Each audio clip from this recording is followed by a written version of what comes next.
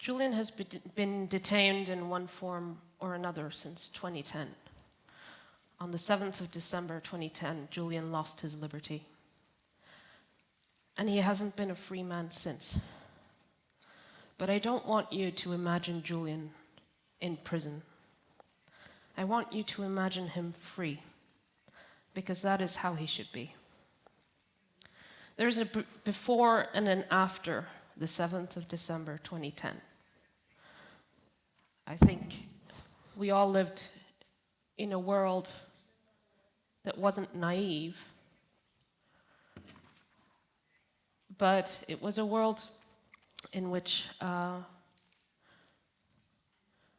there was a conviction that impunity could not be tolerated. And Julian's imprisonment is a form of impunity, of ongoing impunity, as long as he is imprisoned. It is a show of force of the impune. Julian built WikiLeaks based on an edifice that had been created in the wake of World War II. In a way, he was very innovative with the technical innovations, but in reality, he was putting into practice the safeguards that had been built after the Second World War, the protections of the press, the right to truth, human rights. And at the time when WikiLeaks first published, it might have seemed like, before the publications, like only a miracle could actually bring the impune to account. How would you possibly change this power imbalance? And then these publications put the evidence of torture, of war crimes, of crimes against humanity into the public domain so that they could be brought to account. And instead, they silenced the messenger, the publisher. So there's a before and an after. As long as Julian remains in prison, there is the victory of the impune, the victory of the killers, the victory of the torturers.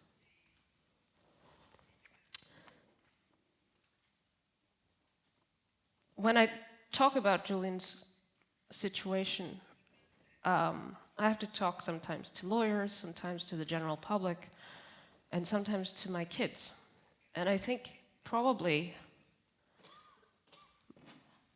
the way I explain it to our kids is the purest, the most essential. Because I'm getting questions from our eldest son, Gabriel. The other day I was listening to the Belmarsh Tribunal that was playing, that was in Washington, D.C. It was based on the Russell Tribunal, and there were a panel of very eminent legal scholars and journalists and so on. And one of them started talking about the CIA's plan to assassinate Julian. And I was putting the kids to bed, and I just had the phone on speaker. And Gabriel, who's five and a half, he said, "Mama, did that lady just say that they wanted to kill Daddy?"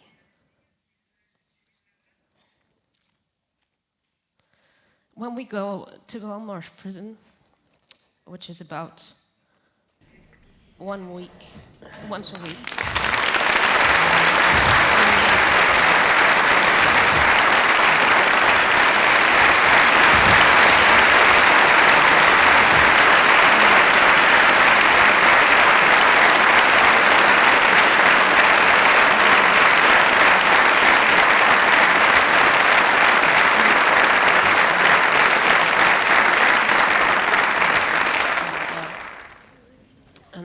we go into this big room and the kids can see their father.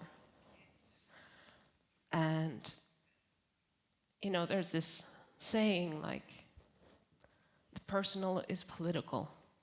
I don't know if there's such an extreme case of how political the personal is as ours. Niels Meltzer has in his book, which you should all read, he has a description of something that happened, which was when I was just maybe a couple of weeks away from giving birth to our eldest child, Gabriel. We wrote to the Swedish authorities because there was still a Swedish arrest warrant, European arrest warrant for him. And Julian was in the embassy. And we asked for permission so that Julian could come to the hospital for the birth. And it would all be discreet. And, I had maybe a naive hope that maybe Julian could be there, and Julian wanted to be there. So we wrote to the Swedish authorities and said, please, can you allow this discreetly, and Julian will go back to the embassy after. And the Swedish prosecutor, Marianne Ny, wrote back and said that she would not allow it. What we did not know at the time is that she had already decided to close the investigation. And in fact, less than a week after the birth, she closed the investigation. There's this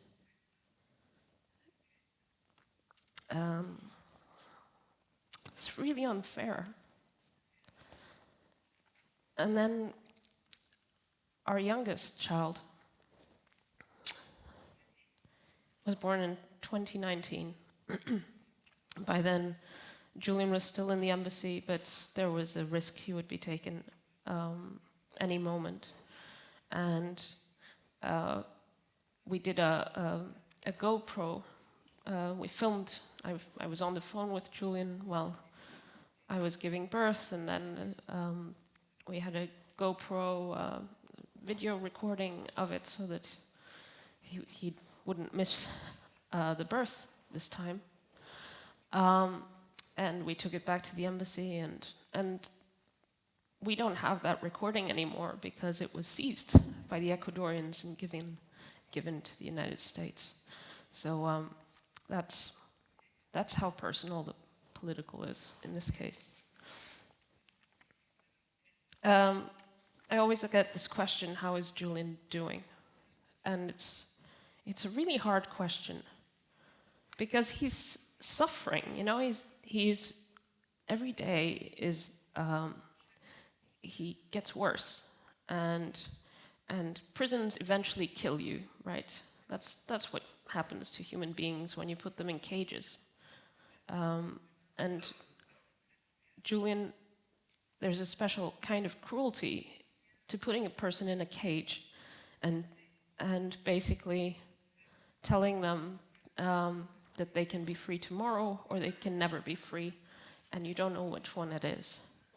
And Julian has been in this particular cage for almost 4 years in April, and he has been in other types of cages since 2010. And